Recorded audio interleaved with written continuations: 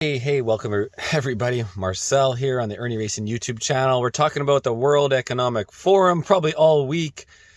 And of course, Deputy Prime Minister Witch, the Wicked Witch of Canada's West, has an itinerary to be at the WEF. So she's there flying private jet on our tax-paying dollars. So I just wanted to show you a couple pieces about that. Here you have a press release from Ottawa. For January 17th, Davos, Switzerland, the Deputy Prime Minister will attend the World Economic Forum. The Deputy Prime Minister will hold meetings with business leaders and other participants at the World Economic Forum throughout the day.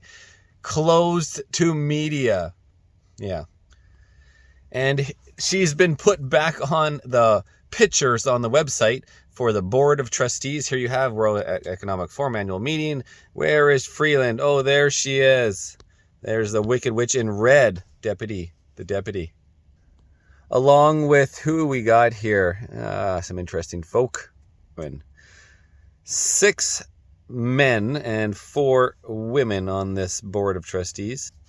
Of course, on the back, you got Larry Fink from BlackRock, the deputy, and then you got the chairman of Bain and Company, and on and on. International Monetary Fund director, nuclear research organizer.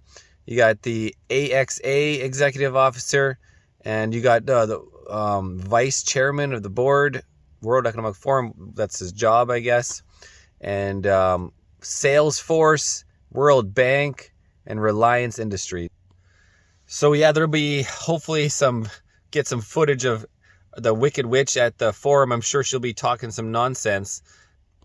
Any predictions by you guys about what she's going to talk about?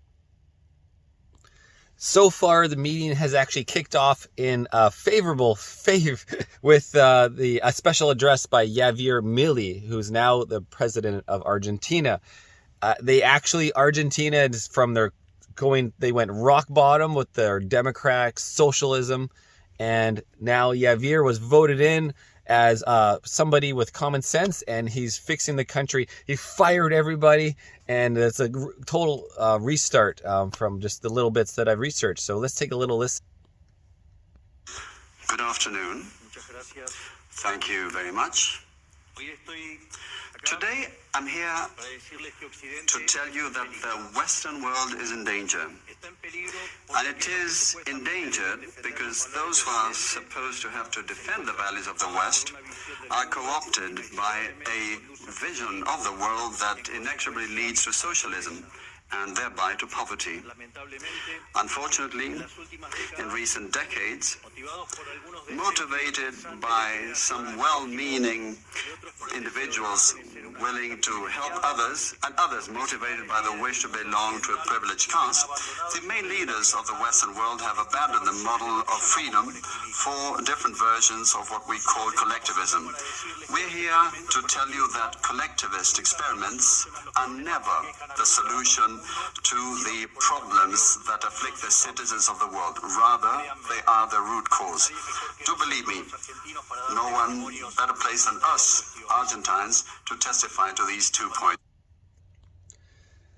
Yeah, so well said. There's a lot more footage from him chatting in front of the World Economic Forum, which is quite a surprise. It's kind of like the one time Trump showed up at WEF and calls them out for what they were. When he's talking about collectivism, everybody needs to read the book 1984 by George Orwell. I'm going to read you an excerpt from it right now. Use up the products of the machine without raising the general standard of living. Ever since the end of the 19th century, the problem of what to do with the surplus of consumption goods has been latent in the industrial society. As a whole, the world is more primitive today than it was 50 years ago. Certain backward areas have advanced, and various devices, always in some way connected to warfare and police espionage, have been developed, but experiment and invention have largely stopped. And the ravages of the atomic war of the 1950s have never been fully repaired. Nevertheless, the dangers inherent in the machine are still there. From the moment when the machine first made its appearance, it was clear to all thinking people that the need for human drudgery, and therefore to a great extent for human inequality, had disappeared. If the machine were used deliberately for that end, hunger, overwork, dirt, illiteracy, and disease could be eliminated within a few generations. And in fact, without being used for any such purpose, but by a sort of automatic process, by producing wealth, which it was sometimes impossible not to distribute, the machine did raise the living standards of the average human being very greatly over a period of about 50 years at the end of the 19th and the beginning of the 20th century. Of the state. The state is not the solution. The state is the problem. Do not surrender to the advance of the state. The state is not the solution. The state is the problem itself. You are the true protagonists of this story. And rest assured that as from today, Argentina is your staunch, unconditional ally. Thank you very much, and long live freedom. Damn it. Damn it. I'll finish on a couple chapters down the way. The essential act of war is destruction, not necessarily of human lives, but of the products of human labor. War is a way of shattering to pieces or pouring into the stratosphere or sinking into the depths of the sea materials which might otherwise be used to make the masses too comfortable. And hence, in the long run, too intelligent. Even when weapons of war are not actually destroyed, their manufacture is still a convenient way of expending labor power without producing anything that can be consumed. You know, you're not making any food, you're not making any products for the consumers. It's just a waste of labor. The floating fortress, for example, has locked up in it the labor that would build several hundred cargo ships. Ultimately, it is scrapped as obsolete, never having brought any material benefit to anyone. And with further enormous labors, another floating fortress is built. In the principle, the war effort is always so planned as to eat up any surplus that might exist after meeting the bare needs of the population. That's what's happening so much today. People are hungry, people, a housing crisis, we got a housing crisis, we got a food crisis, we got a tax crisis. The perpetual war that they keep pushing and sending all the money to Ukraine, and then the next war we're having the Gaza, and so on and so forth. They're always the enemy of Russia that they can never beat. They'll never beat these superpowers. It's the perpetual waste of any surplus of money to keep us in a depression, to keep us on ends meet all the time. Again, I'm going to start. In principle, the war effort is always so planned as to eat up any surplus that might exist after meeting the bare needs of the population. In practice, the needs of the population are always underestimated, with the result that there is a chronic shortage of half of the necessities of life. But this is looked on as an advantage. It is deliberate policy to keep even the favored groups somewhere near the brink of hardship, because a general state of scarcity increases the importance of small privileges and thus magnifies the distinction between one group and another.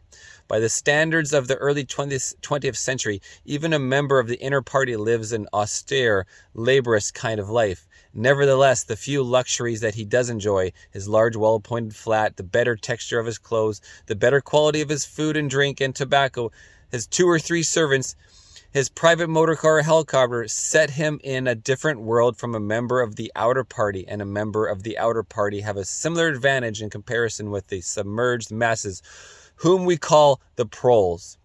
The social atmosphere is that of a besieged city, where the possession of a lump of horse flesh makes the difference between wealth and poverty. And at the same time, the consciousness of being at war, and therefore in danger, makes the handling over all power in a small caste seem the natural, unavoidable condition of survival.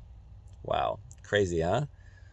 War, it will be seen, not only accomplishes the necessary destruction, but accomplishes in a psychologically acceptable way. In principle, it would be quite simple to waste the surplus labor of the world by building temples and pyramids, by digging holes and filling them up again, or even by producing vast quantities of goods and then setting fire to them. But this would provide only the economic and not the emotional basis for a hierarchical society. That's hilarious. Let's dig holes and fill them up again. Let's build things and set them on fire. That's the exact same thing as war. It just doesn't have the same mental stability.